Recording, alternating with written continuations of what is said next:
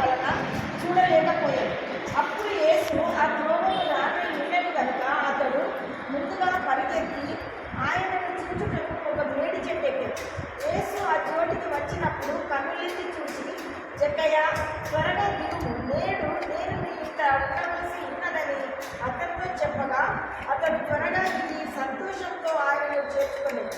అందరూ అది చూచి ఈయన పాపి అయిన మనుషుని యొద్ద బస చేయ వెళ్ళనని చాలా సనుగుతుంది. జక్కయ్య నిలవబడి, ఇదిగో ప్రభువా, నా ఆస్తిలో సగము బీదలకు ఇచ్చుచున్నాను. నేను ఎవరి యొద్దనైనను అన్యాయంగా దేనినైనను తీసుకొనిన ఎడల అతనికి 4 గంటలు మరలా చెల్లించునని ప్రభువుతో చెప్పాను. అందుకు యేసు, ఇతడును అబ్రహాము కుమారుడే, ఎందుకనగా నేడు ఈ ఇంటికి రక్షణ వచ్చి ఉన్నది కదా. అయితే ఇది నాకు ఎందుకు ఇష్టం అంటే, నాకు ఇది చాలా ఇష్టం అన్నమాట.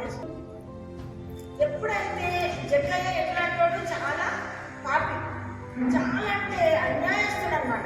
అన్యాయము అని అంటే అది పాపం చేసినట్టే కదా.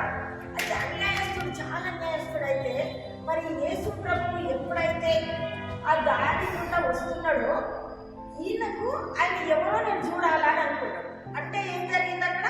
ఆశ. జక్కయ్యకు ఎంత పాపి అయినప్పటికీ కూడా ఆయనను చూడాలి అనేటటువంటి ఆశ కలిగింది. కలగగానే ఈయన ఏం చేసిండు? పొట్టి ఉంటాడు, కానీ పోరాడు పాపాలు తెలుసు కదా, చాలా చిన్నోడే, పాపం మాత్రం ఎక్కువ. ఆ పొట్టి ఉన్నటువంటి అతనికి ఈ జనాలన్నా మరి ఆయన కనబడ్డాడు కాబట్టి పరిగెత్తుకొని పోయి ఏం చేసిండు? వేడి చెట్టు ఎక్కిండు. ఎక్కితే మరి యేసు ప్రభు ఎక్కడో ఉన్నాడు, ఆయన ఇక్కడ రాలేదు. కానీ జక్కయ్యని తెలుసుకున్నాడు.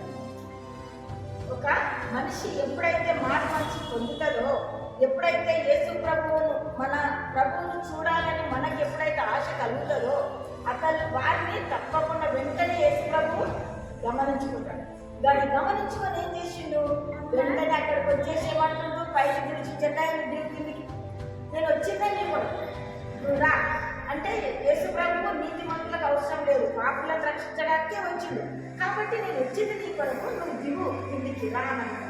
అంటే అప్పుడు ఎట్లుంటుంది? ఇంకా మనకైతే ఎవరైనా యేసు ప్రభు వచ్చేసి అమ్మ నేను ఇంట్లో టీ తాగుతా, కాఫీ తాగుతా అంటే అసలు మనము, నేనైతే అసలు అలా పడిపోతాను, ఎవరమైనా ఫెయిట్ అయిపోతాం, అంత సంతోషాన్ని పట్టలేక.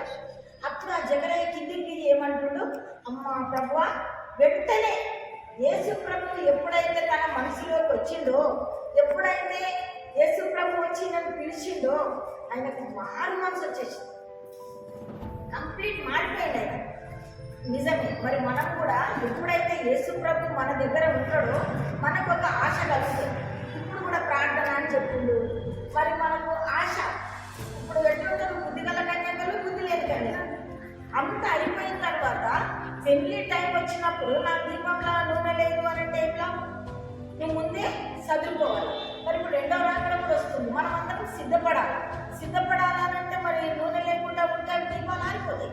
అట్లనే ఇదేం చేసిండు యేసు ప్రభువు? మరి పిలిచి, నేను నీ ఇంట్లో ఈరోజు బస చేస్తాను, ఉంటాను నీ దగ్గర కాబట్టి దానంగా నీ ఇంటికి అసలు కంప్లీట్గా మారిపోయి, ప్రభువా నేను చాలా పాపం తండ్రి, నా యొక్క పాపం వలన నేను ఎంతో సంపాదించి ఒక్కొక్కరి దగ్గర 200, 300 వసూలు చేసిన అన్నిటిని కూడా నేను రిటర్న్ ఇచ్చేస్తాను.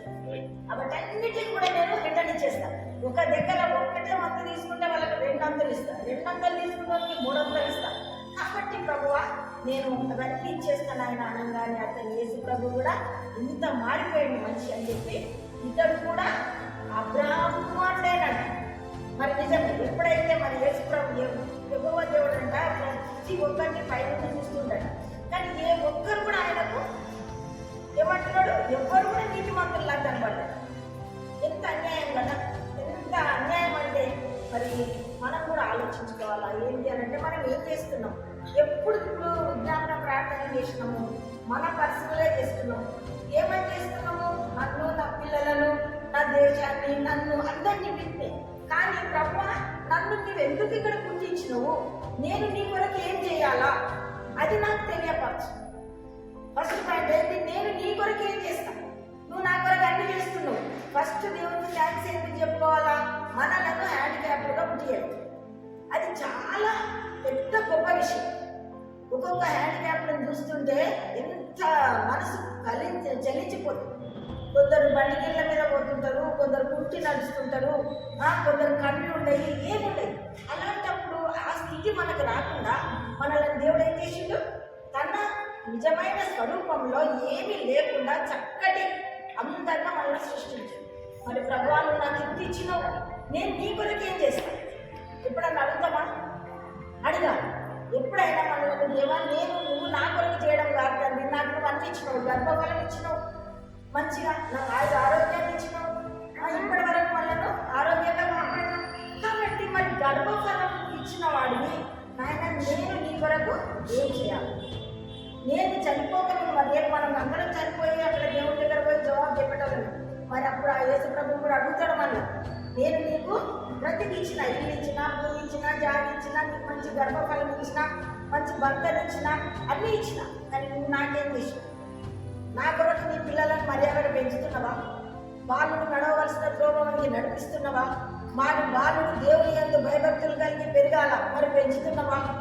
ఒక సమాజం చెడిపోవడానికి మనమే తల్లి తండ్రి, ఇంకా తండ్రి కన్నా ఎక్కువ తల్లి బాధ్యత. తల్లి అనేది చాలా గొప్పదనమాట. తల్లి ఎలాంటిదంటే ఇప్పుడు మన బైబిల్లో ఒక వాక్యం ఏముంది అని అంటే, గుణవతి అయిన భార్య దొరుకుతా అరుగు అన్నాడు. ఎందుకన్నాడు? అది మనం ఆలోచించాలి. గుణవతి అయిన భర్త దొరుకుతా అరుగు అని అన్నట్టు. ఎట్లయినా భర్తలు కొందరు రఫ్ ఉంటారు, కొందరు అంత ఎలాగో ఉంటారు. కానీ ఈ గుణవతి అయిన భార్య ఏం చేయాలనంటే, సముద్రంలో పడవలాంటోడు భర్త. బాగా అర్థం చేసుకోము. పడవలాంటోడు భర్త అయితే చుక్కాని లాంటిది భార్య. అది ఎంత పెద్ద పడవ అయినా చుక్కాని ఏం చేస్తుంది? తిప్పుకుంటుంది. అది వలలలో చిక్కుకోకుండా తిప్పుకుంటుంది. చాలా మంది అంటారు, నా భర్త మంచోడు కాదు, లేకపోతే ఇట్లా నన్ను చూస్తాడు అంటారు. అది నీదే తప్పు, నీదే లోపం. నువ్వు చుక్కానిపై ఉండాలి. నీ భర్తను నువ్వు క్రమశిక్షణలో నడుపుకోవాలి. భర్తకి ఏంటంటే చంచల బుద్ధి ఎక్కువ ఉంటుంది. ఆ చంచల బుద్ధిలో నుండి మనము రక్షించుకోవాలి. అందుకనే గుణవతి అయిన భార్య దొరుకుతారు. మరి ఎప్పుడైతే మనం గుణవతులుగా ఉంటామో వాళ్ళ కాపురం మంచిగా ఉంటుంది. ఇప్పుడు భర్త కోపం వస్తుండొచ్చు, మనం కామైపోవాలా? ఈ మంచిగా అయిన తర్వాత ప్రాణాల ఎందుకమ్మా గట్లా చేస్తుందా? పిల్లల ముందట అవమానం అవుతాము, ఇట్లా చేయద్దు. నలుగురు మనము అరే వాళ్ళ క్రిస్టియన్స్ రాబోయి వాళ్ళ జోలికి పోవద్దు, వాళ్ళు మంచిగా ఉంటారు, వాళ్ళ ఫ్యామిలీ మంచిది అనేటట్టు ఉండాలి. కానీ మనమే ఒకరికి చెడు కార్యక్రమాలకు ఎగ్జాంపుల్గా ఉండదు. ఏమి దేవుడయ్యా మీరు యేసు ప్రభు మతం అంటారు, మీరే తాగుతారు, మీరే తింటారు, మీరే దిగుతారు అని చెప్పి అనుకుంటారు. అప్పుడు ఇక్కడ ఏమవుతుంది? దేవుడు అవమానపరచబడుతుంది. మరి మనం దేవుడిని అవమానపరిచే విధంగా మన ప్రవర్తన ఉండదు. ఇప్పుడు ఇంకొక చిన్న విషయం ఏంటంటే, లోతు వాళ్ళకి ఏం చేసినట్టు అక్కడ మొత్తం పాపంతో నిండిపోయింది. కాబట్టి మీరు ఇక్కడ నుండి మిమ్మల్ని రక్షిస్తా, మీరు వెళ్ళిపోండి ఇక్కడ నుండి అని చెప్తారు. చెప్పినప్పుడు ఈ లోతు భార్య ఏం చేసింది?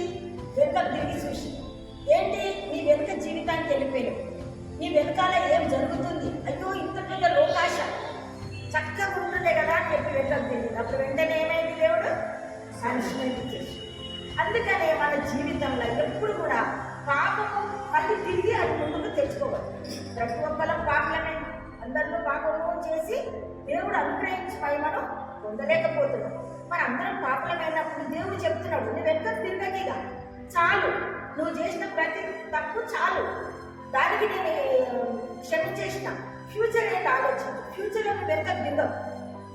నీ యొక్క వెనుకకు తిరిగి మళ్ళీ నువ్వు ఆ యొక్క బుద్ధలో నువ్వు పడకు.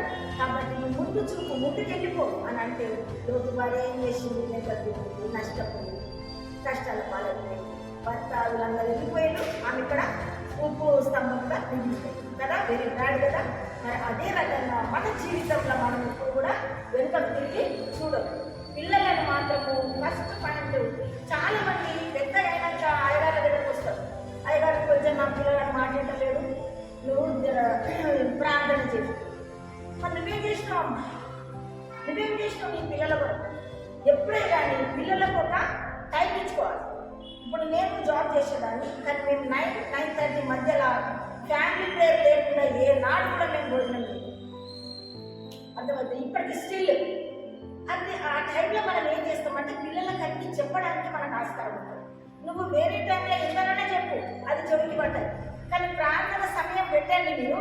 ఆ ప్రార్థనలో మీరు పిల్లలకు నేర్పియాలి. ఏమని నేర్పిస్తారు? చూడనైనా ఎక్కువ మనకు ఆస్తులు అంతస్తులు వద్దు, ఉన్న దాంట్లో సంతృప్తి పడాలా, లేని వాళ్ళకు ఇవ్వడం నేర్పియాలా పిల్లల ద్వారా. మనం చాలా మంది మిమ్మల్ని ఇస్తుంటే ఇస్తున్నారు వారికి అని అనుకుంటాం.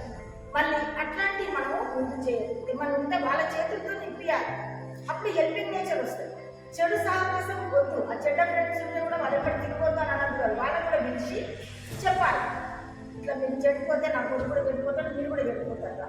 ఎందుకంటే వాళ్ళు నడవలసిన త్రోవ మీరు నేర్పించినట్టయితే పెద్దవాడు అయినాక దానిలో తొలగి పోవడం కదా.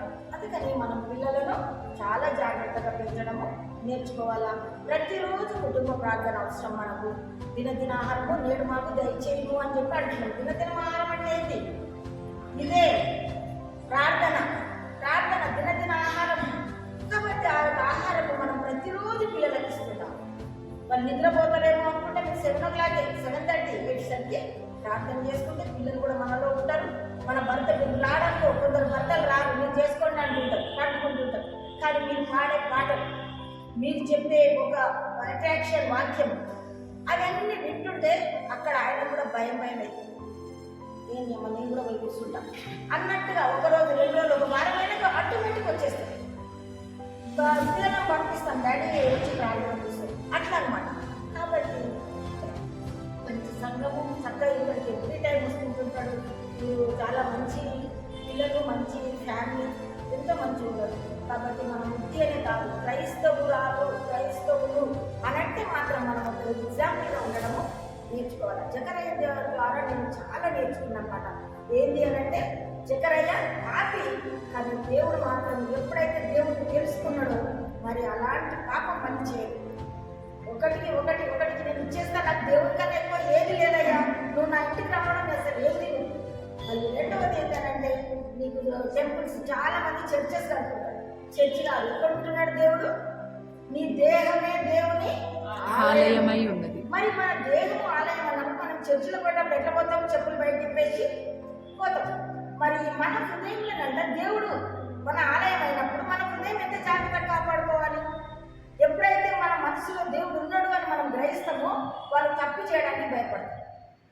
ఎందుకంటే ప్రతి నిమిషం దేవుడు చూస్తుంటాడు. మరి నువ్వు ఒకళ్ళు తప్పులు చేస్తా ఉంటే దేవుడు తొలగిపోతుంటాడు. అందుకని నీ యొక్క దేహం నా యొక్క ఆలయం.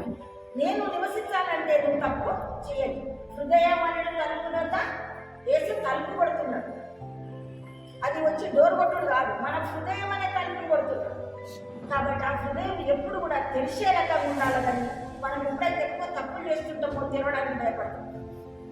అర్థమవుతుంది. ఇప్పుడు మనం కూడా ఇంట్లో మన తప్పు చేసే టైంకి మన అమ్మ బయట పోయి వచ్చి డోర్ కొట్టింది అనుకో, డోర్ కొట్టింది తొందరగా సర్వీసి అంటుంటాం కదా, అట్లా. కాబట్టి అందులో దేవుడు చూసేది అట్లా కాదు. మనం ఎవ్రీ టైం మనం ఎట్లుండాలి అని అంటే రెడీగా ఉండాలి. ఏ దినమన ఏది సంపాదించినో అది నీకు తెలియదు. ఏ గడియలా ఏమంటున్నాడు? నేను దొంగలాగా వస్తా. ఇప్పుడు ఒకవేళ దేవుని దేవాలయం ఇప్పుడు 2వ రాకడ వచ్చింది అనుకో, మన సంఘం అంతా లేకపోవడ్డది అనుకో, అది ఎంత అదృష్టం కదా. అందుకని ఏమంటున్నాడు? ఎడతెగక ప్రార్థన చేయండి. అర్థమవుతుందా? ఎడతెగక ప్రార్థన చేయండి. మనకు ఎప్పుడు టైం దొరికితే అప్పుడు ప్రార్థన. కళ్ళు మూసుకొని చేస్తేనే ప్రార్థన కాదు. కళ్ళు తెరిచినా దేవుడిని అడగవచ్చు, కళ్ళు మూసినా దేవుడిని అడగవచ్చు. కాబట్టి ఎడతెగక దుష్టుల ఆలోచన చొప్పున నడవక, నిలవక, అపహాసకులు కూర్చుని చోట కూర్చుంటాం. అంటే అపహాసకులు అంటే ఏంటి? ఒకరి చూసి ఎగతాళి చేసేటటువంటి వాళ్ళ స్నేహం చేయొద్దు. పేదవాళ్ళ చూసి చాలా ఎగతాళి చేస్తుంటారు. కానీ పేదవాళ్ళే రేపటి రాజ్యం. పేదవాడిలో ఉన్నటువంటి మనసు గొప్పల దగ్గర ఉంటుంది. గొప్పల దగ్గరికి ఏముంటుంది? ఎప్పుడు నా ఆస్తి ఏమైందో, నా అదేమైందో, ఇదేమైందో, ఇదే. కానీ పేదవాడు ఏంటంటే, అయ్యా దేవా నీకు ఇచ్చినవు సాలనైనా, నీకే స్తోత్రం, ఇక రాత్రి కాపాడు, రేపు పొద్దున నీకు ఇష్టం ఉంటే లేదు, లేకపోతే నీ సన్నిధిలో నన్ను జ్ఞాపకం చేస్తుంది అని చెప్పి వాడు సంతోషంగా అనుకుంటాడు. గొప్పడే అట్లా కాదు, నిద్రనే పట్టు. దొంగలేదు అది అడిగేమంటుంది దేవుడు, మీరు ఇక్కడ కాదు జమ చేసేది పరలోకంలో. అక్కడైతే చిమ్మటలు ఉండదు, దొంగల భయం ఉండదు, ఏముండదు. కాబట్టి మీరు ఏది సంపాదించినా పరలోకంలో సంపాదించడానికి మనము ప్రయత్నం చేయాలి. మరి అలాంటిది సరిపోయిందా? అలాంటి యొక్క కృపను మరి మన దేవుడు అనుగ్రహించుగాక. దేవుడు వాటిని దీవించుగాక.